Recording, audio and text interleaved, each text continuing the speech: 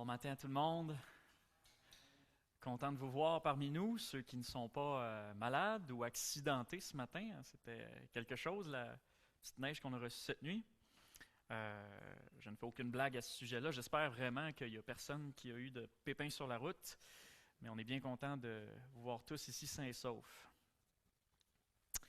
Alors, ce matin, sans grande surprise, parce que ça avait été annoncé d'avance, et puis si vous étiez là la semaine dernière, on continue tout simplement dans le petit arrêt, le petit retour en arrière qu'on faisait dans notre étude sur l'Évangile de Jean. Donc on s'était arrêté à la fin du chapitre 10, et puis on revient en arrière pour faire quelques passages qu'on avait sautés la première fois, donc les passages qui finalement consistent dans le chapitre 1 et puis une partie du chapitre 3 éventuellement, et qui se concentrent, pour les premiers, sur Jean-Baptiste. Donc, en ce moment, on est un petit peu en train de se partager en 2 semaines les textes qui relatent les discours ou discussions de Jean-Baptiste avec la délégation de Jérusalem venue s'enquérir de ce qu'il faisait, de qui il était. Et ça, donc, ça regroupe les versets 19 à 34 du chapitre 1. Et la semaine dernière, on s'était plus intéressé à la première partie de leur discussion où Jean-Baptiste allait plutôt parler de lui-même, parce qu'il devait répondre à des questions sur lui-même. À travers les réponses qu'il a faites à cette délégation, on a vu que Jean-Baptiste, malgré tout son succès en tant que prophète de l'Éternel, le dernier prophète de l'Ancienne Alliance, on a vu qu'il était malgré tout un modèle de vie consacré à Dieu pour tout le monde, même pour nous. Qu'il restait un homme d'une profonde humilité, et on pourrait dire, dans les mots de l'apôtre Paul en Acte 20, qu'il ne faisait de sa vie aucun cas, comme si elle lui était précieuse, pourvu qu'il accomplisse son ministère de prophète, dans son cas, d'annoncer la bonne nouvelle. Et c'était ça qui comptait le plus pour Jean-Baptiste, faire ce que Dieu l'avait appelé à faire, et non pas chercher à être quelqu'un d'autre que celui que Dieu l'avait appelé à être. On a vu que Jean-Baptiste était donc un exemple pour nous en ce qu'il trouvait la valeur de sa vie et de son ministère en Christ plutôt qu'en lui-même, puisque tout ce qu'il était et tout ce qu'il faisait, il le définissait par rapport à la personne de Christ et par rapport à l'œuvre de Christ auquel il avait le privilège de participer. Il disait de lui-même « Moi, je ne suis qu'une voix qui crie dans le désert. Aplanissez le chemin du Seigneur. » En d'autres mots, c'est lui le Seigneur que j'annonce et que vous devez écouter. Moi, je ne suis même pas digne de lui enlever ses souliers. Moi, je baptise dans l'eau en vue de la repentance, mais celui qui vient derrière moi, c'est celui qui baptise du Saint-Esprit. En d'autres mots, mon baptême à moi, il n'est que symbolique. Il n'a aucun effet magique. Ce n'est pas ça qui vous apporte le salut, ce n'est pas ça qui vous purifie réellement au fond de vous-même, mais c'est le baptême de Christ, le baptême dans le Saint-Esprit, qui vous purifie de tous vos péchés et qui vous sauve pour l'éternité. Donc, on s'était concentré la semaine passée sur ça, ce que Jean-Baptiste disait de lui-même, et on pouvait constater que, par rapport à Christ, il n'avait pas de lui-même une si haute opinion que ça. Aujourd'hui, on se concentre sur les versets 26 à 34, et donc sur ce que Jean-Baptiste dit de Jésus, le Christ, le Messie. Donc, je reprends la lecture biblique au verset 26 qu'on avait déjà vu, pour nous donner un petit peu de contexte. Jean chapitre 1, verset 26 à 34. Jean leur répondit, « Moi, je baptise d'eau au milieu de vous. » Oh non, je reprends, excusez, je n'ai pas fait mon point-virgule comme il faut. Jean leur répondit, « Moi, je baptise d'eau. Au milieu de vous, il en est un que vous ne connaissez pas, et qui vient derrière moi. Moi, je ne suis pas digne de délier la lanière de sa sandale. » Cela se passait à Béthanie, de l'autre côté du Jourdain, là où Jean baptisait. Le lendemain, il voit Jésus venir à lui et dit, « Voici l'agneau de Dieu qui enlève le péché du monde. C'est à son sujet que moi j'ai dit, derrière moi vient un homme qui est passé devant moi, car avant moi il était. Moi-même je ne le connaissais pas, mais si je suis venu baptiser dans l'eau, c'est pour qu'il se manifeste à Israël. » Jean rendit ce témoignage. « J'ai vu l'Esprit descendre du ciel comme une colombe et demeurer sur lui. Moi-même, je ne le connaissais pas, C'est celui qui m'a envoyé baptiser dans l'eau qui m'a dit, « Celui sur qui tu verras l'Esprit descendre et demeurer, c'est lui qui baptise dans l'Esprit Saint. Moi-même j'ai vu et j'ai témoigné que c'est lui, le Fils de Dieu. » Prions. Seigneur, c'est un texte d'une immense richesse que tu nous sers là ce matin par la parole du prophète Jean-Baptiste et aussi de l'évangéliste Jean. Merci Seigneur pour les merveilles qui y sont contenues. Je confesse qu'en tant que prédicateur, je n'arriverai pas ce matin, pas du tout, à faire le tour de tout ce qu'on pourrait dire dessus. Mais je ne veux pas déclarer forfait, Seigneur, parce que ce n'est pas mon ministère en premier, c'est ton œuvre qui est à l'œuvre ici ce matin. Je te prie donc que par ton Saint-Esprit, tu utilises non seulement les paroles qui sortent de ma bouche, mais les paroles qui sortent de ce texte directement pour édifier tous ceux qui sont ici ou tous ceux qui nous écoutent en ligne. Fais-nous réaliser ce que tu veux nous faire réaliser pour qu'on puisse grandir en toi et puis pour que notre foi s'épanouisse en toi. Au nom de Jésus. Amen. Dans ce texte, qu'est-ce que Jean-Baptiste nous dit de Jésus? Déjà, sa plus grande déclaration, non seulement dans ce texte, mais peut-être bien dans toutes les paroles de Jean-Baptiste qu'on retrouve dans tous les évangiles, c'est que Jésus est l'agneau de Dieu qui enlève le péché du monde. Ça, c'est la chose la plus importante qui dit de Jésus dans notre texte. Et on va prendre le temps nécessaire pour nous pencher sur le sens de cette déclaration-là. Qu'est-ce que ça veut dire? Jésus est l'agneau de Dieu qui enlève le péché du monde. Mais ce n'est pas la seule chose que Jean-Baptiste dit de Jésus dans ce texte, même si c'est celle sur laquelle on va le plus se concentrer. Il nous mentionne aussi comment c'est possible que Jésus puisse être l'agneau de Dieu qui enlève le péché du monde. Et enfin, qu'est-ce que ça implique que Jésus soit l'agneau de Dieu qui enlève le péché du monde? Et c'est donc sous la forme de ces trois questions qu'on va structurer le message d'aujourd'hui. Donc, premièrement, Jésus est l'agneau de Dieu qui enlève le péché du monde. Qu'est-ce que ça veut dire? En tant que chrétien, c'est une phrase qu'on entend souvent et on la répète constamment dans nos chants de louange et avec raison parce que agneau de Dieu, c'est un titre messianique qui est chargé de sens. On l'a même chanté ce matin.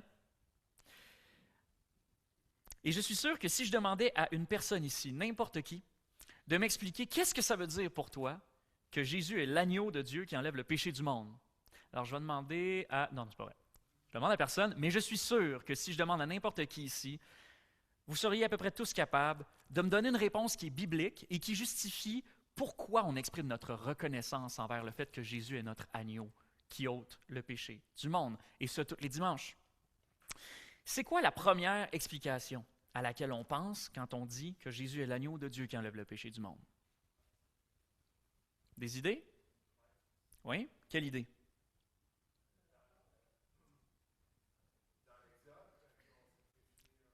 Oh là là! Ah, tu devances des choses que je pensais dire plus tard. OK, écoutez-le pas, c'est pas important. Autre chose, Jésus est l'agneau de Dieu qui enlève le péché du monde. La première chose qu'on pense quand on entend ça, c'est quoi?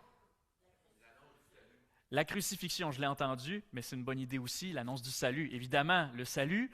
Donc, la crucifixion. Et là où je m'en viens avec ça, c'est peut-être un peu technique pour la réponse qu'on attendait, mais le sacrifice expiatoire.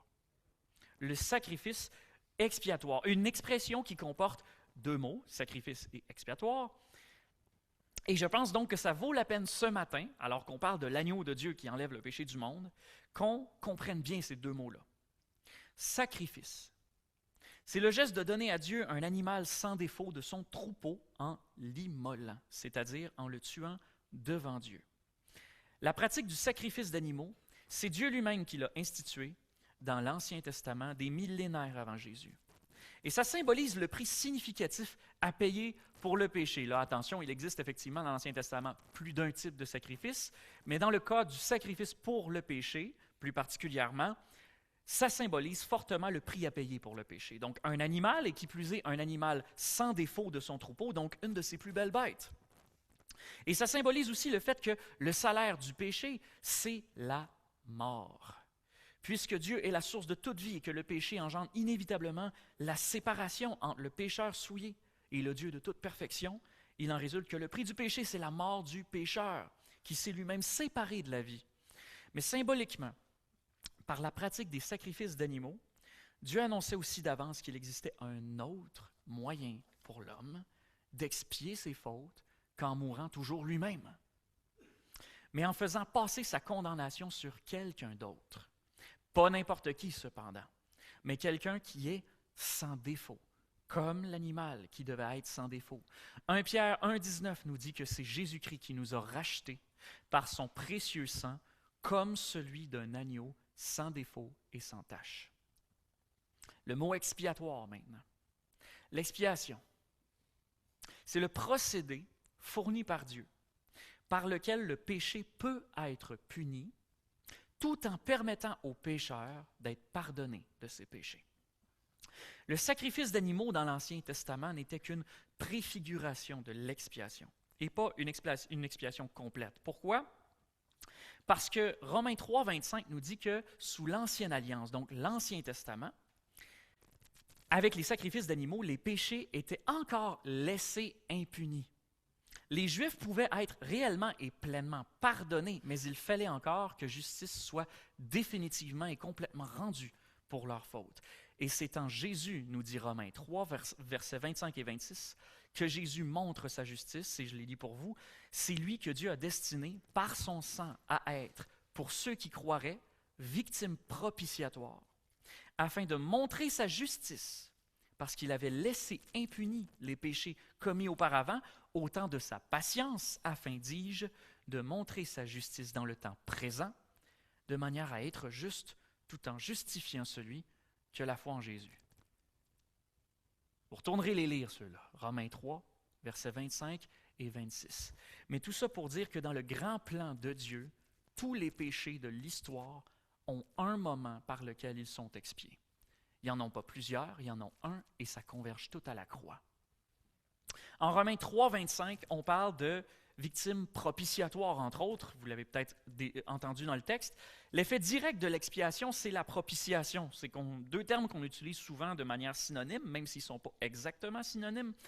La propitiation, excusez, la propitiation, c'est littéralement Dieu qui nous devient propice, favorable, bien disposé, en paix avec nous.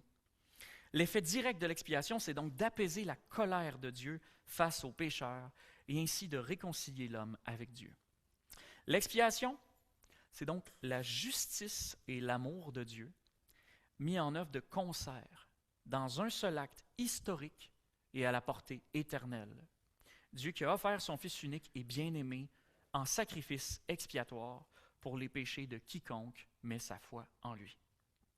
Donc l'expiation, c'est ça. C'est ce qui permet qu'à la fin, le péché est puni, le pécheur est pardonné et l'homme et Dieu sont réconciliés. La doctrine chrétienne de l'expiation nous rappelle que l'amour de Dieu pour l'humanité est immense, oui, dans la mesure du prix qu'a coûté le pardon qu'il a lui-même tenu à nous offrir. Je le répète, l'amour de Dieu pour l'humanité est immense, oui, dans la mesure du prix qu'a coûté le pardon qu'il a lui-même tenu à nous offrir. On entend souvent dire que Dieu est bon, que Dieu est amour, que Dieu est plein de grâce. Et toutes ces choses sont évidemment vraies. Mais est-ce qu'on a réellement pris le temps de saisir la mesure de ces choses, la mesure de sa bonté, la mesure de son amour et la mesure de sa grâce? Jean 3, 16 est sans doute le verset que vous avez le plus entendu dans votre vie. « Car Dieu a tant aimé le monde qu'il a donné son Fils unique, afin que quiconque croit en lui ne périsse point, mais qu'il ait la vie éternelle. » Mais je me demande franchement si ce verset-là est populaire pour les bonnes raisons. Je soupçonne, et je soupçonne personne ici à part ça, mais je soupçonne, at large, là, que s'il est si populaire, c'est soit à cause du segment qui dit « Car Dieu a tant aimé le monde », parce que ça nous conforte de nous dire que Dieu nous aime en tant que monde. Et c'est bien, oui, tu as raison de dire Amen, même si évidemment tu vas voir que je vais bifurquer ailleurs. Et je soupçonne que s'il est populaire, c'est donc soit à cause de ce segment-là, soit à cause du segment qui dit que quiconque croit en lui ait la vie éternelle, parce que ça nous rassure quant à notre salut éternel, n'est-ce pas, notre salut à nous. Mais on ne peut réellement avoir une idée de la mesure de l'amour de Dieu et de la valeur de la vie éternelle qu'il nous accorde, qu'il nous a offerte, que si on a saisi le segment qui dit qu'il a donné son Fils unique. La doctrine de l'expiation nous rappelle que la grâce de Dieu, elle a un prix, un terrible prix. Notre vie éternelle a eu pour prix sa mort. Notre pardon a eu pour prix sa condamnation. Notre relation avec Dieu a eu pour prix son abandon. Et on pourrait continuer longtemps. En tant qu'agneau de Dieu qui enlève le péché du monde, Jésus est devenu notre victime propitiatoire et notre, un autre terme théologique, substitution pénale, c'est-à-dire celui qui subit notre peine à notre place, notre substitut. Et dans cette mesure-là, et pas moins que dans cette mesure-là, c'est dans cette mesure-là et pas moins que dans cette mesure-là qu'on peut dire que Dieu est bon, que Dieu est amour et que Dieu fait grâce, parce que Dieu a sacrifié tout ce qu'il pouvait sacrifier, c'est-à-dire son propre Fils, lui-même, pour pouvoir nous sauver. S'il se trouve encore des gens dans le monde pour remettre en cause la bonté, l'amour ou la grâce de Dieu, c'est parce que ce sont des gens qui n'ont pas encore compris le sens de l'expiation par substitution, de Christ offert en tant qu'agneau de Dieu pour nous qui enlève le péché du monde. Donc, nous, chrétiens, quand on entend la phrase « Voici l'agneau de Dieu qui enlève le péché du monde », on pense en premier au sacrifice expiatoire de Jésus et c'est totalement justifié à l'échelle de toute l'histoire de la rédemption, c'est-à-dire de toute l'Écriture, en commençant par la Genèse, chapitre 3, avec le péché d'Adam et Ève que Dieu couvre temporairement, avec des peaux d'animaux, et ce jusqu'à l'Apocalypse, à partir du chapitre 5, où Jésus, sous la forme d'un agneau immolé, c'est-à-dire qui a été tué, reçoit les louanges des anges et des saints, car tu as été immolé et tu as racheté pour Dieu par ton sang des hommes de toute tribu, de toute langue, de tout peuple et de toute nation. Apocalypse 5, 9. Et l'agneau immolé prend le premier plan du livre de l'Apocalypse. Il est le héros de l'histoire, et ce jusqu'à son dernier chapitre, où il siège au milieu du peuple de Dieu dans la Nouvelle Jérusalem pour l'éternité. Maintenant que c'est clair pour nous ce que la Bible entend par l'expression « agneau de Dieu », ce qui est assez intéressant à se poser comme question, c'est qu'est-ce que Jean-Baptiste et ses disciples, eux, comprenaient quand ils entendaient « Voici l'agneau de Dieu qui enlève le péché du monde ». Quand Jean voit Jésus venir à lui, il ne dit pas « Voici un agneau donné par Dieu pour enlever le péché du monde ». Il dit « Voici l'agneau, le agneau ». En principe, quand on utilise en français l'article défini « le », quelque chose, c'est soit qu'on fait référence à quelque chose qu'on a déjà défini d'avance nous-mêmes, comme si, avant sa déclaration en Jean 1, 29, Jean-Baptiste avait fait un petit préambule, une petite mise en contexte à ses disciples sur c'est quoi le rôle du Messie en tant qu'agneau, c'est quoi son rôle rédempteur d'enlever le péché du monde. Et puis donc, lorsque Jésus arrive enfin, il a dit « Ah, c'est là, c'est lui, c'est l'agneau ». Bon, malheureusement, le texte ne nous le dit pas si c'est ce qui s'est passé. Et l'autre cas dans lequel on utilise l'article « le » devant quelque chose, c'est lorsqu'on fait référence à un titre, à un concept ou à une personne qui est déjà largement connue de son auditoire. Par exemple, si l'Ancien Testament en parle. Et beaucoup de théologiens se sont donc penchés sur la question de savoir si « agneau de Dieu qui enlève le péché du monde », ça faisait référence à quelque chose dans l'Ancien Testament. On s'en vient, là, je pense que tu le sens, on s'en vient sur la suggestion que tu as faite tout à l'heure. La bonne nouvelle, c'est qu'on en a trouvé plein d'hypothèses. La mauvaise, c'est que l'expression « agneau de Dieu » se trouve nulle part dans l'Ancien Testament. Alors, on n'a pas le choix de creuser un petit peu. Par exemple, beaucoup de théologiens aiment voir dans la déclaration de Jean-Baptiste une réponse à la question qu'Isaac pose à son père Abraham en Genèse chapitre 22. Au moment où Dieu mettait Abraham à l'épreuve de lui offrir son fils unique en sacrifice sur le mont Moria, à un moment, alors que l'heure du sacrifice approche, Isaac pose cette question à son père. Le feu et le bois sont là, mais où est l'animal pour l'Holocauste? Abraham répond d'une manière qui, pour nous, chrétiens du 21e siècle, sonne inévitablement prophétique. Dieu pourvoira lui-même l'animal pour l'Holocauste. Et beaucoup de théologiens font le rapprochement entre cette affirmation d'Abraham et la déclaration de Jean-Baptiste 2000 ans plus tard. Voici l'agneau de Dieu qui enlève le péché du monde. Le rapprochement est très intéressant. Et c'est certain que nous, quand on regarde ça à l'échelle de l'histoire de la rédemption, on peut associer les deux passages parce que là où Dieu a finalement dispensé Abraham de devoir lui offrir son fils unique, Isaac, jusqu'au bout, Dieu, lui, est littéralement allé jusqu'au bout en nous offrant le sien pour nos péchés.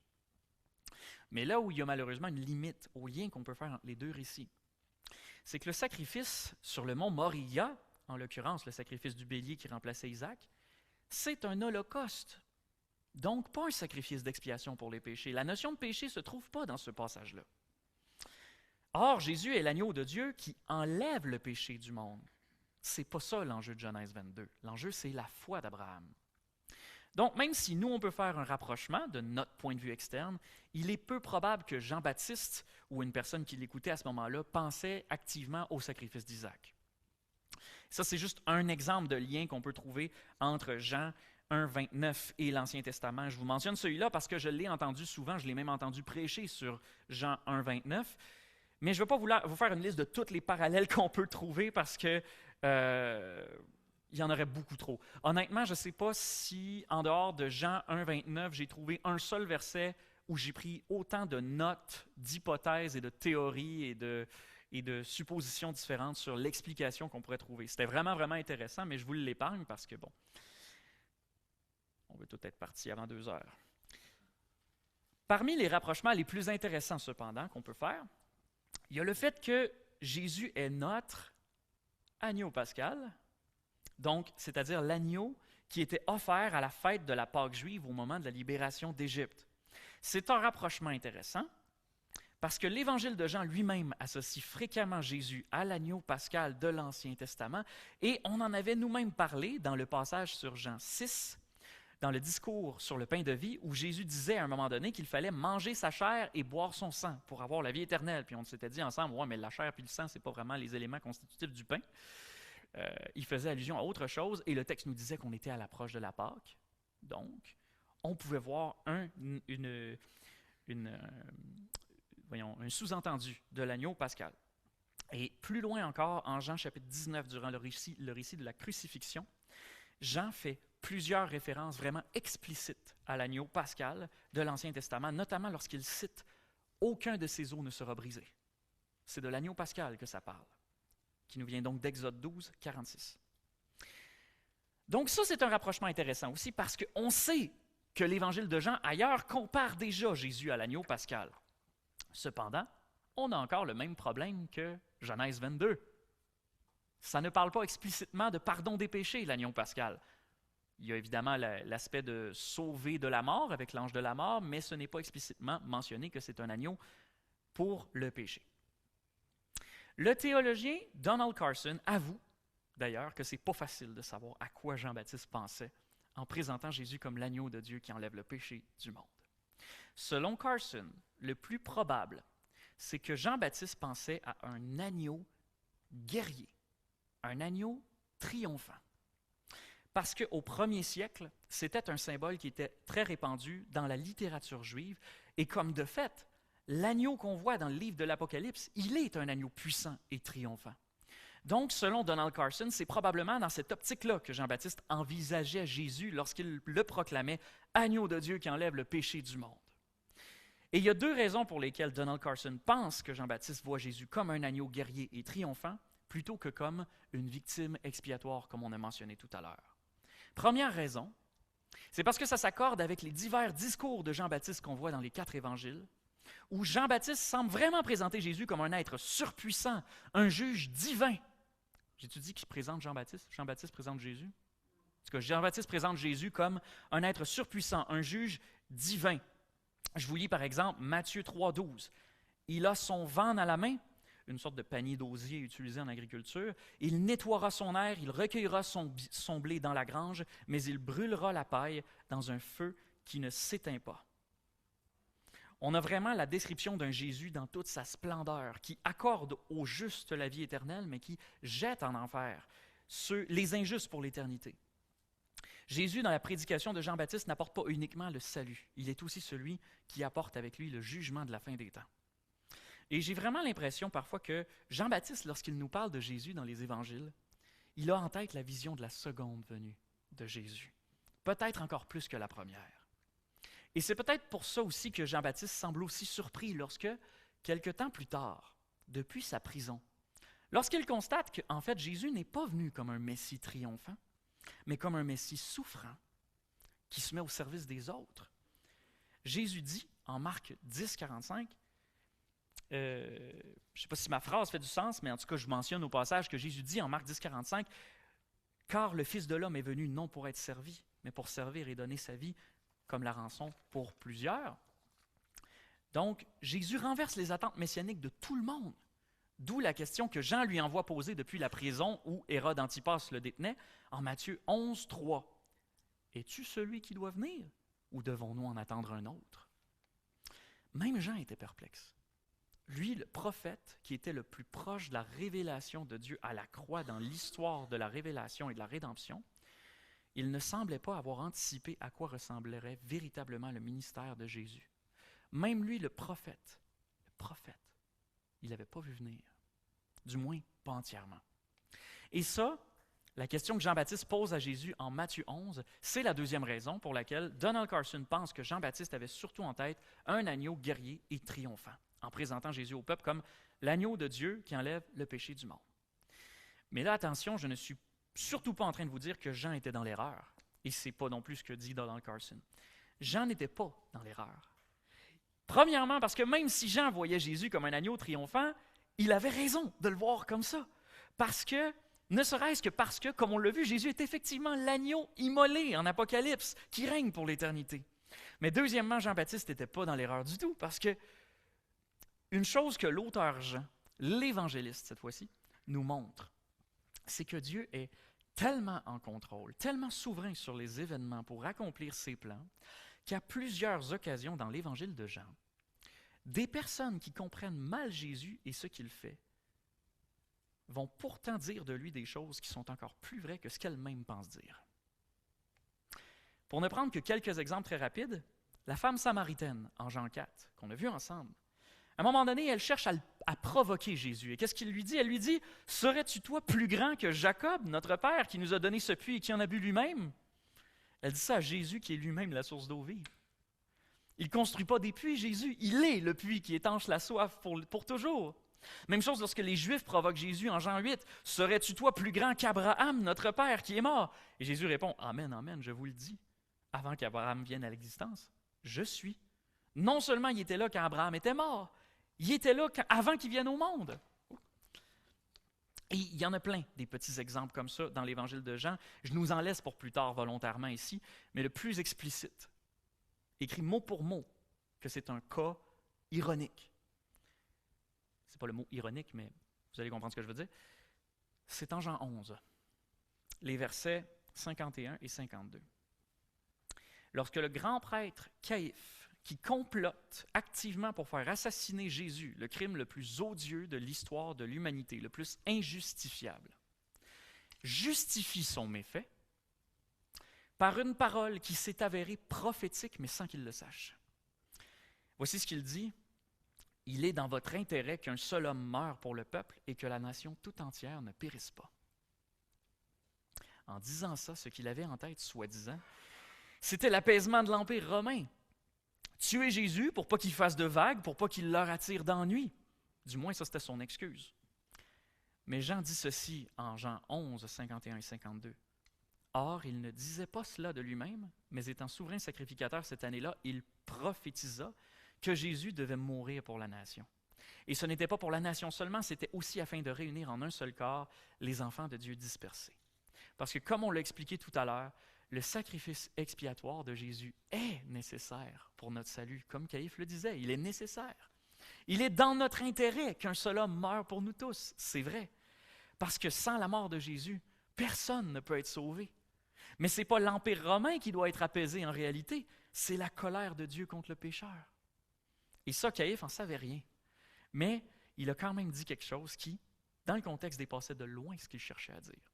Et si Caïphe, ennemi affiché de Jésus, pouvait avoir à ce point raison sans même s'en rendre compte, à combien plus forte raison Jean-Baptiste, qui était littéralement un prophète de Dieu et qui transmettait aux Juifs la parole révélée de l'Éternel, pouvait lui aussi en dire plus que ce qu'il comprenait réellement. C'est un prophète, c'est comme sa job. En l'occurrence, l'agneau de Dieu qui enlève le péché du monde, c'est non seulement l'agneau guerrier et triomphant qui régnera à la fin des temps, mais c'est aussi l'agneau mené à la boucherie, dont parlait le prophète Ésaïe en Ésaïe 53.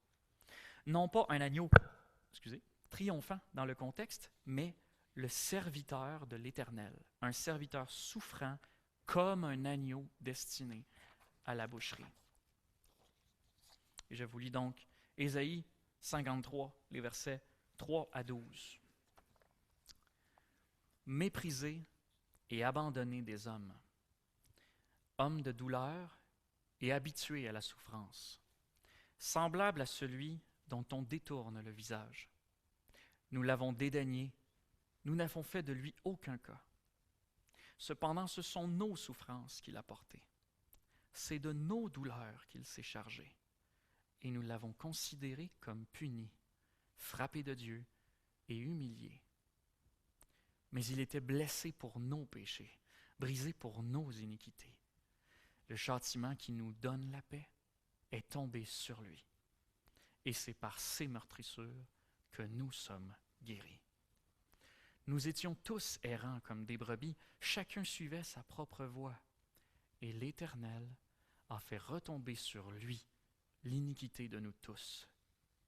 Il a été maltraité et opprimé, et il n'a point ouvert la bouche, semblable à un agneau qu'on mène à la boucherie, à une brebis muette devant ceux qui l'attendent, il n'a point ouvert la bouche. Il a été enlevé par l'angoisse et le châtiment, et parmi ceux de sa génération, qui a cru qu'il était retranché de la terre des vivants et frappé pour les péchés de mon peuple? On a mis son sépulcre parmi les méchants, son tombeau avec le riche, quoiqu'il n'eût point commis de violence, et qu'il n'y eût point de fraude dans sa bouche. Il a plu à l'Éternel de le briser par la souffrance, après avoir livré sa vie en sacrifice pour le péché. Il verra une postérité et prolongera ses jours, et l'œuvre de l'Éternel prospérera entre ses mains. À cause du travail de son âme, il rassasiera ses regards. Par sa connaissance, mon serviteur juste justifiera beaucoup d'hommes, et il se chargera de leurs iniquités. C'est pourquoi je lui donnerai sa part avec les grands, il partagera le butin avec les puissants, parce qu'il s'est livré lui-même à la mort, et qu'il a été mis au nombre des malfaiteurs, parce qu'il a porté les péchés de beaucoup d'hommes, et qu'il a intercédé pour les coupables. Dans sa prophétie, la personne dont Ésaïe nous parle n'est pas littéralement un agneau. En fait, il nous parle d'une personne désignée en Ésaïe 52, 13, donc le chapitre juste avant, mais qui commence cette prophétie. C'est le serviteur de l'Éternel. Mais en 53, 7, cette personne, je le remets ici, cette personne, ce serviteur, est comparé à un agneau dans ses souffrances. Et en Jésus, ce serviteur de l'Éternel s'avère être, en fait, le Messie, souffrant comme une victime expiatoire pour les autres, l'agneau de Dieu qui enlève le péché du monde. On ne peut pas s'attarder sur l'ensemble d'Ésaïe 53 ce matin, c'est quand même l'une des annonces les plus claires et les plus merveilleuses de l'expiation des péchés par substitution dans l'Ancien Testament. Mais tout ça pour dire qu'à travers la déclaration de Jean 1, 29, « Voici l'agneau de Dieu qui enlève le péché du monde », il y avait beaucoup de choses annoncées ou préfigurées par l'Ancien Testament qui étaient toutes en train de se mettre en place conjointement dans le grand plan de Dieu. 700 ans d'attente séparent Ésaïe 53 et Jean 1, 29. 1400 ans, le double, sépare la première Pâque juive avec l'agneau pascal de la venue de l'agneau de Dieu. Et 2000 ans, presque le triple, sépare la question d'Isaac et la réponse de Jésus. En résumé, qu'est-ce que ça veut dire que Jésus est l'agneau de Dieu qui enlève le péché du monde? Ça veut dire essentiellement 3 choses. Premièrement, que le péché du monde, il ne s'enlève pas tout seul. Il y a un prix à payer pour l'enlever. Ça a pris un sacrifice pour l'expier. La Bible parle aussi d'une rançon. Vous avez été rachetés à un grand prix. 1 Corinthiens 6, 20 et 7, 23. Mais gloire à Dieu aujourd'hui, parce que comme quelqu'un a dit dans les prières ce matin, tout est accompli. Le sacrifice a été accepté par le Père et Jésus est ressuscité. Deuxièmement, que Jésus est l'agneau de Dieu qui enlève le péché du monde, ça veut dire que c'est le même moyen d'expiation des péchés qui est offert au monde entier et pas seulement aux Juifs. Ce qui, en plus du fait que Jésus était un Messie souffrant, renversait complètement, mais complètement les attentes de l'époque pour le peuple juif. Afin que quiconque croit en lui ne périsse point, pas juste les Juifs. Et troisièmement, ça veut dire que c'est Jésus-Christ lui-même, qui est ce seul moyen d'expiation pour les péchés, donc l'agneau de Dieu, offert pour le monde entier. Si on met ces 3 choses-là ensemble, ça nous donnerait quelque chose comme ceci. Qu'est-ce que ça veut dire que Jésus soit l'agneau de Dieu qui enlève le péché du monde? Ça veut dire que le péché de chacun d'entre nous a un prix que Jésus seul est apte à payer.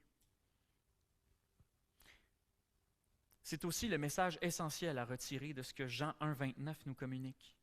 Notre péché a un prix qui doit être payé et Jésus est le seul moyen offert par Dieu aux hommes pour payer ce prix, pour être éternellement pardonné et réconcilié avec lui. Gloire à Dieu qui nous a fourni ce moyen parce qu'autrement nous n'en avions aucun.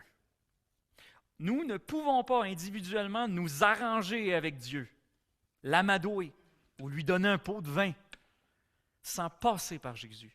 Nul ne vient au Père que par lui. Le sacrifice expiatoire, le pardon des péchés, qui offre le pardon des péchés. Est-ce que Jean-Baptiste, au moment même d'annoncer « Voici l'agneau de Dieu qui enlève le péché du monde », comprenait personnellement toute la portée de son message? Peut-être que oui. Peut-être que non. Peut-être que Don Carson a raison, peut-être qu'il a tort. Mais il y a quand même un principe important à retenir de toute la réflexion qu'on a eue sur la révélation qui était peut-être encore limitée du temps de Jean-Baptiste. C'est que ce n'est pas la compréhension personnelle du messager qui importe. Ce qui compte, c'est la fidélité du message donné par Dieu. Ce n'est pas la compréhension personnelle du messager qui importe. Ce qui compte, c'est la fidélité du message donné par Dieu. Jean-Baptiste avait une mission. Il était la voix qui criait dans le désert pour préparer le chemin du Seigneur. Et il avait un message à crier devant le Seigneur, soit la bonne nouvelle. Voici l'agneau de Dieu qui enlève le péché du monde. Qu'ils le comprennent, qu'ils ne le comprennent pas complètement, c'est pas grave. C'était la parole de Dieu qu'il avait à transmettre. Et une fois que ça s'était fait, bien, quand on y pense, sa mission était pratiquement terminée. Il ne vivra pas longtemps après, là.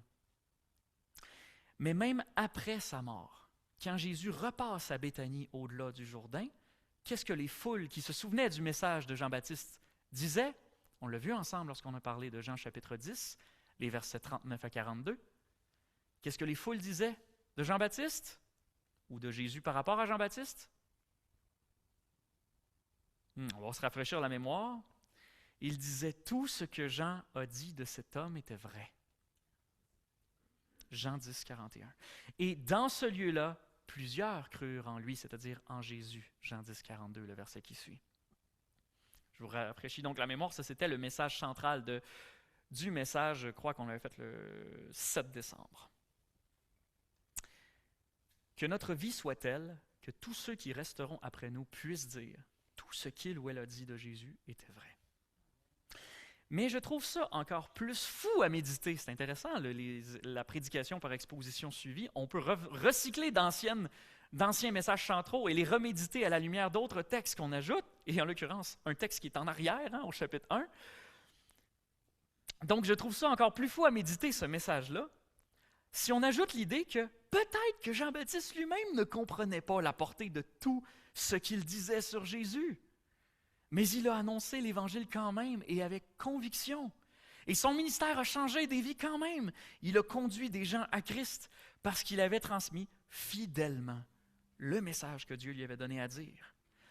Oh, combien nous avons à nous soucier d'être, nous aussi, des messagers fidèles, pas seulement des théologiens compétents. Et c'est un théologien de formation qui vous le dit. Alors, je ne dis pas ça par mépris envers la théologie, bien au contraire. Mais plus j'étudie la parole de Dieu, et plus je comprends que ce que Dieu veut de moi en premier, c'est mon cœur, pas mon cerveau. Alors, évidemment, il veut les deux, hein, le cœur et le cerveau, puis qu'aucun de vous aille répandre la rumeur que l'Église vous demande de débrancher votre cerveau. Ce n'est pas le message d'aujourd'hui. Mais Dieu veut avant tout notre cœur. Il ne veut pas juste faire passer machinalement des vérités à travers notre bouche, comme il est très capable de le faire et qu'il l'a fait à travers la bouche de Caïphe, le grand prêtre. Il veut qu'on soit consacré au message de l'Évangile que l'on transmet, comme l'était Jean-Baptiste, le prophète. Remarquez, je ne suis pas en train de vous dire que c'est pas grave si on communique l'Évangile toute croche. On a une étude biblique le mardi soir consacrée à réfléchir à comment on communique l'Évangile. Ce serait contradictoire avec moi-même. Ce que je dis, c'est qu'il faut que le message soit fidèle à la parole de Dieu. Ça veut dire en soi qu'on ne peut pas dire n'importe quoi. Mais ce que je veux dire, c'est qu'il importe beaucoup plus que nous soyons fidèles à l'Évangile plutôt que d'avoir nous-mêmes, personnellement, une compréhension parfaite du message que l'on transmet. Je peux avoir une compréhension impressionnante du sacrifice expiatoire de Christ à la croix et de l'histoire de la théologie sur cette grande question-là, et pourtant ne pas avoir à cœur l'expiation des péchés de mon voisin. Et à l'inverse, je peux avoir de la misère à trouver les mots justes, mais avoir pour mon voisin un amour sacrificiel à l'image de celui de Christ qui me pousse par tous les moyens à lui présenter la bonne nouvelle du sacrifice de Christ qui enlève les péchés du monde, et pourtant en bredouillant. Quant à l'importance de comprendre l'Évangile, sachez simplement que ce n'est pas réservé aux théologiens. Jésus a recruté ses apôtres parmi des pêcheurs de poissons et des collecteurs d'impôts. Et que sais-je encore? Jean-Baptiste, lui, il était un ermite. Il n'a pas vécu à l'école des grands rabbins. Jésus utilise qui il veut pour transmettre son message. Du reste, c'est justement en étant consacré au message de l'Évangile qu'on va finir par mieux comprendre cet Évangile que nous professons. Tous les jours, un peu plus. L'apôtre Paul dit en Éphésiens chapitre 3 que c'est enracinés et fondés dans l'amour du Christ qui habite en nous, que nous acquérons la capacité de comprendre avec tous les saints combien l'amour de Christ est large, long, élevé et profond, au point même de, et là on attache notre tuque, au point de connaître son amour qui surpasse tout ce qu'on peut connaître. On peut en arriver à connaître l'amour qui surpasse tout ce qui se connaît.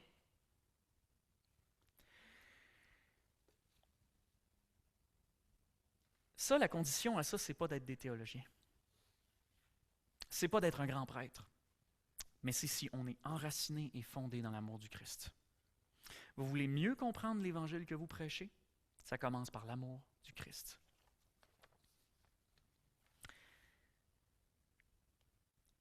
Bref, deuxième question maintenant. Et là, je vous rassure, ça va aller beaucoup plus vite. Jésus est l'agneau de Dieu qui enlève le péché du monde. Maintenant, comment ça c'est possible? 3 fois, dans le chapitre 1 de l'Évangile de Jean, Jean-Baptiste insiste pour dire que Jésus le surpasse. Qu'est-ce que Jean-Baptiste disait de Jésus? On focus sur cet aspect-là. Jésus le surpasse. Et il le surpasse dans 2 domaines, la dignité et l'éternité. Jean-Baptiste dit que Jésus le surpasse en dignité, premièrement, à un tel point que lui-même, Jean-Baptiste, n'est pas suffisamment digne pour ne serait-ce que délier la lanière de sa sandale. Comme on l'avait vu la semaine dernière, si vous n'étiez pas là, je le répète avec plaisir, on comprend mieux la phrase dans son contexte culturel. Dans le judaïsme des premiers siècles, une culture qui était très axée sur l'honneur, sur la honte, sur le respect et sur la soumission, une mentalité qu'on avait, c'était que ceux qui affirmaient dans cette culture-là être des disciples d'un quelconque maître, donc par exemple un maître enseignant, on attendait d'eux qu'ils soient prêts à faire pour leur maître absolument tout ce qu'un esclave devait être prêt à faire pour son maître officiel. Et cela à l'exception d'une seule chose. Donc, vous n'étiez pas forcément un esclave, là, vous étiez juste quelqu'un qui suivait les enseignements d'un autre que vous admiriez. Mais on attendait de vous quand même à ce que vous fassiez pour lui tout ce qu'un esclave ferait pour lui, mais à l'exception d'une seule chose qui vous différenciait de l'esclave, lui enlever ses souliers. Parce que dans la culture du premier siècle, c'était jugé trop dégradant. Seuls les vrais esclaves étaient jugés suffisamment indignes pour se livrer à une telle tâche. Sauf que Jean-Baptiste ne dit pas je ne suis pas assez indigne pour délier la lanière de sa sandale. Il dit je ne suis pas assez digne. En d'autres mots, il ne se considère même pas digne de faire pour Christ le geste qui exigeait le moins de dignité. Et donc, Jésus surpasse Jean-Baptiste en dignité. Et le second domaine dans lequel Jean-Baptiste montre que Jésus le surpasse, et ça c'est propre à l'évangile de Jean, c'est le domaine de l'éternité. Ou plus précisément, l'éternité passée. Jean insiste sur la préexistence de Jésus. Dans le verset 15 du prologue et au verset 30 dans notre texte qui le répète, Jean-Baptiste dit, cette phrase un peu énigmatique, « Derrière moi vient un homme qui est passé avant moi, car avant moi il était. » Quand on met ça en relation avec les premiers versets du prologue, au commencement était la parole, et la parole était avec Dieu, et la parole était Dieu. Elle était au commencement avec Dieu. Toutes choses ont été faites par elle, et rien de ce qui a été fait n'a été fait sans elle. En elle était la vie était la lumière des hommes, etc. Il n'y a pas de doute possible.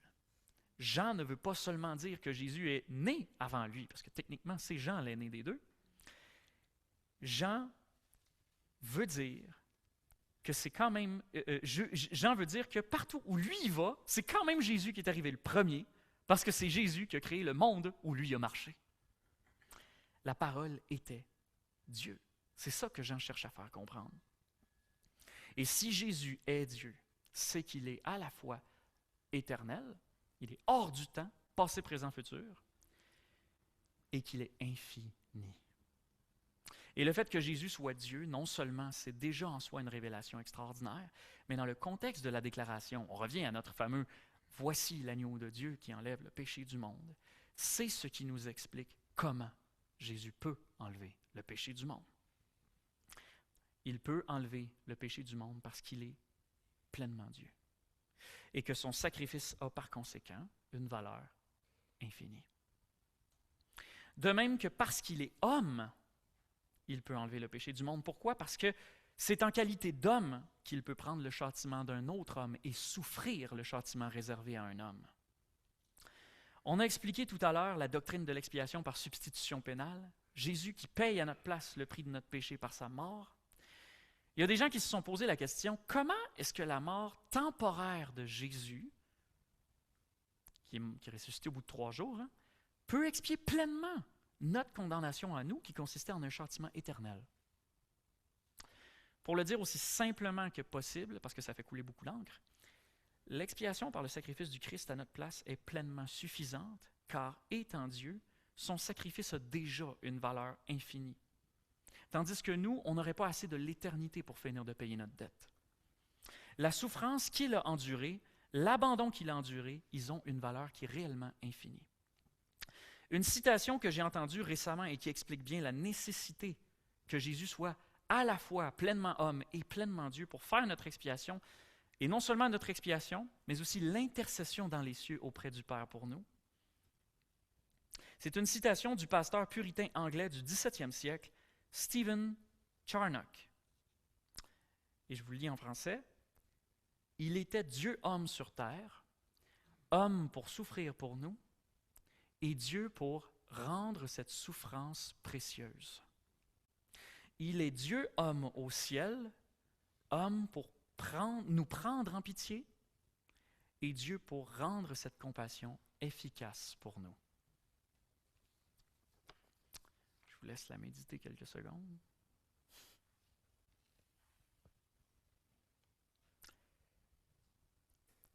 Bref, comment Jésus peut-il être l'agneau de Dieu et enlever le péché du monde entier? Réponse, parce qu'il est supérieur au monde entier. Il est Dieu. Jean-Baptiste ne fait pas simplement preuve de fausse humilité lorsqu'il s'abaisse face à Jésus. Jean-Baptiste n'insiste pas seulement pour dire que Jésus est supérieur à lui. La gloire et la préexistence de Jésus sont telles qu'il est supérieur au monde entier. C'est ce que Jean-Baptiste cherche à nous faire comprendre. Jésus est supérieur au monde entier parce que Jésus est Dieu tout simplement. En tant que Dieu, il a donc une valeur infinie et sa vie donnée en sacrifice pour nos péchés a donc une valeur expiatoire infinie. Si tu penses que Dieu n'en a pas assez fait pour toi, médite là-dessus. Le cadeau qu'il t'a fait a une valeur littéralement infinie. Enfin, la troisième et dernière question à laquelle ce que Jean-Baptiste dit de Jésus nous aide à comprendre aujourd'hui, c'est qu'est-ce que ça implique que Jésus soit l'agneau de Dieu qui enlève le péché du monde?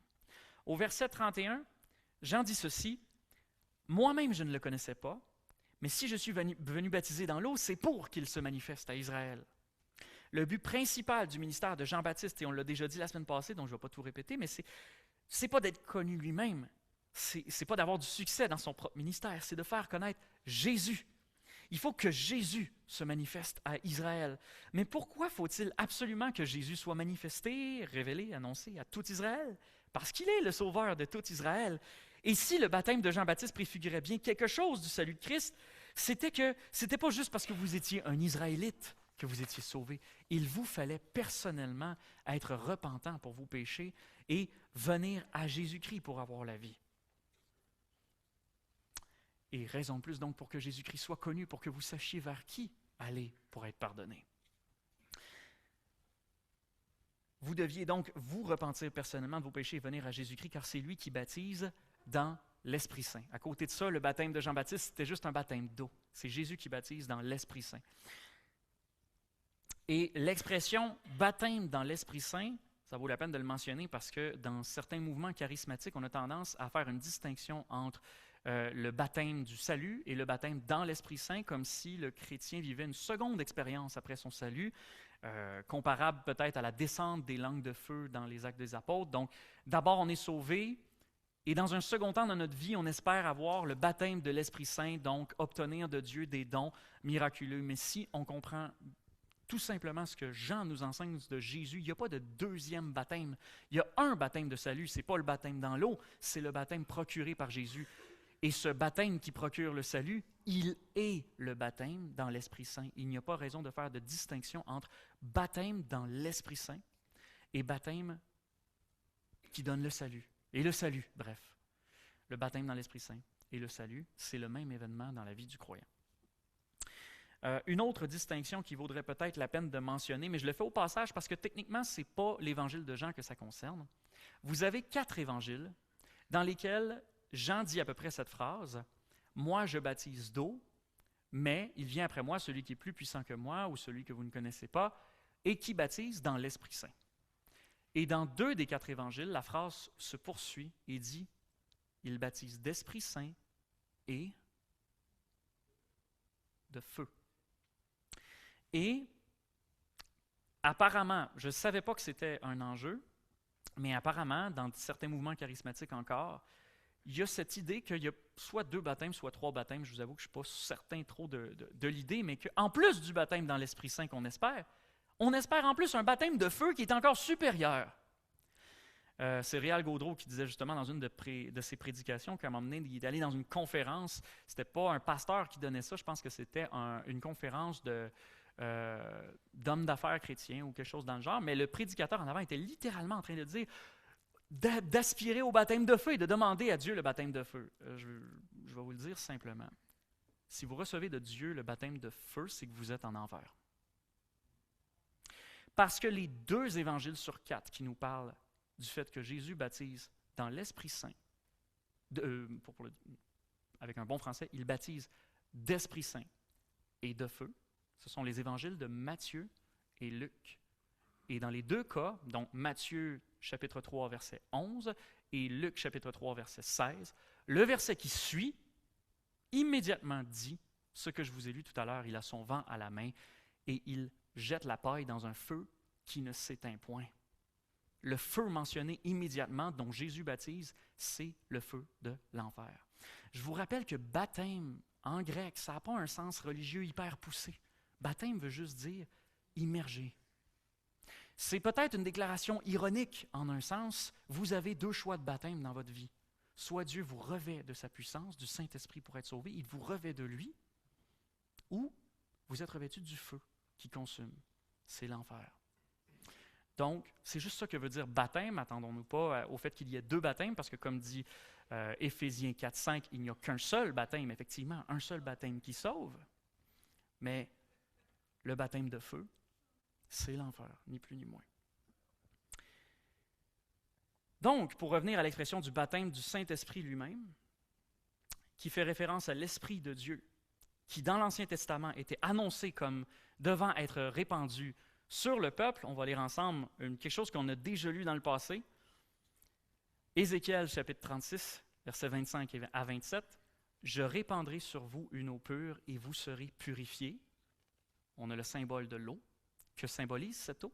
« Je vous purifierai de toutes vos souillures et de toutes vos idoles. » Ah, il y a une notion de pureté, on continue. « Je vous donnerai un cœur nouveau et je mettrai en vous un esprit nouveau. » Le baptême d'eau symbolise le baptême de l'esprit parce que dès l'Ancien Testament, l'eau et l'esprit sont 2 concepts connectés. L'eau est un symbole de l'esprit. « J'ôterai de votre corps le cœur de pierre et je vous donnerai un cœur de chair. Je mettrai mon esprit en vous et je ferai en sorte que vous suiviez mes ordonnances et que vous observiez et pratiquiez mes lois. » Et en Jean chapitre 7, passage qu'on a déjà vu ensemble, donc on ne s'attarde pas trop dessus, mais on le lit quand même, Jésus, à la fête des Tentes, annonce puissamment être celui qui envoie l'Esprit Saint aux croyants à la manière de l'eau. Le dernier jour, le grand jour de la fête, Jésus, debout, s'écria « Si quelqu'un a soif, qu'il vienne à moi et qu'il boive, celui qui met sa foi en moi, comme dit l'Écriture, des fleuves d'eau vive couleront de son sein. » Il dit cela au sujet de l'Esprit qui allait recevoir ceux qui mettraient leur foi en lui. Car il n'y avait pas encore d'esprit puisque Jésus n'avait pas encore été glorifié. Conceptuellement, ce dont parle Jésus en Jean 7, 37-39, c'est la même chose que ce fameux baptême dans l'Esprit Saint dont parle Jean-Baptiste. Jésus parle de faire couler de l'eau vive sur les croyants. L'eau vive, c'est un symbole du Saint-Esprit dans l'Ancien Testament. Il s'agit du baptême dans le Saint-Esprit. C'est le sceau de notre salut. Et tel qu'on le comprend de plus en plus, au fur et à mesure qu'on avance dans les évangiles et surtout dans le livre des Actes, le Saint-Esprit n'est pas seulement donné aux Juifs, il est donné aux croyants de toute nation qui met sa foi en Christ. Alors, si Jean-Baptiste, dans son contexte de prophète de la toute fin de l'Ancienne Alliance, pouvait dire « Si je suis venu baptiser d'eau, c'est pour que lui, le Christ, se manifeste à Israël », Israël, donc dans le contexte les Juifs, le temps était proche où la mission de l'Église, ce n'était plus simplement de manifester Christ à Israël, mais de manifester Christ au monde entier. Car vous recevrez une puissance, le Saint-Esprit survenant sur vous, et vous serez mes témoins à Jérusalem, dans la Judée, dans la Samarie et jusqu'aux extrémités de la terre. Donc, la réponse à notre 3e question, qu'est-ce que ça implique que Jésus est l'agneau de Dieu qui ôte le péché du monde? Concrètement, s'il ôte les péchés du monde, le monde dans son ensemble, bien le monde c'est adressé au monde dans son ensemble, mais ça implique que par conséquent, il faut que Jésus soit connu du monde entier. C'est aussi simple que ça. On a vu que l'agneau de Dieu était un cadeau d'une immense valeur, de littéralement la valeur de Dieu lui-même. Est-ce qu'on penserait vraiment pouvoir nous l'accaparer pour nous-mêmes, ce cadeau-là? Imaginez que vous soyez sur le Titanic pendant qu'il est en train de couler et que vous vous précipitiez vers les canaux de sauvetage. Imaginez que par une manœuvre désastreuse, une mauvaise gestion de la panique ou une secousse qui dérègle le mécanisme, vous vous retrouviez à la mer seul à bord d'un canot, pour vous tout seul, des canots capables de transporter 65 personnes chaque. Vous feriez quoi?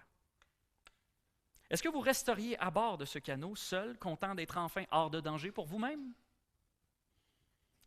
Ou est-ce que vous vous diriez, il y a 65 places à bord de ce canot, je ne pars pas d'ici avant que les 65 places soient comblées? En Jésus, c'est similaire, mais on change les paramètres.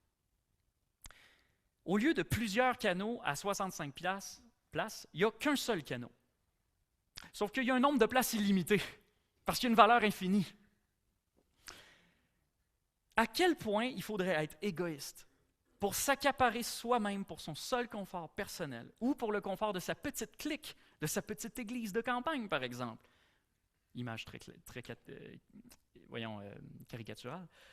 Un canot a un nombre infini de places, mais sans au moins essayer de faire le tour de tous les naufragés pour les aider à embarquer. À quel point il faudrait être égoïste pour se l'accaparer? Si vous êtes sauvé aujourd'hui, c'est probablement parce que quelqu'un quelque part, avant vous, qui s'est dit qu'il ne pouvait pas garder la bonne nouvelle pour lui-même. Comme Jean-Baptiste qui devait manifester Christ à Israël, ayons conscience qu'il faut encore que Christ soit manifesté à tout le monde, parce que c'est au monde entier que son salut s'adresse. Prions là-dessus.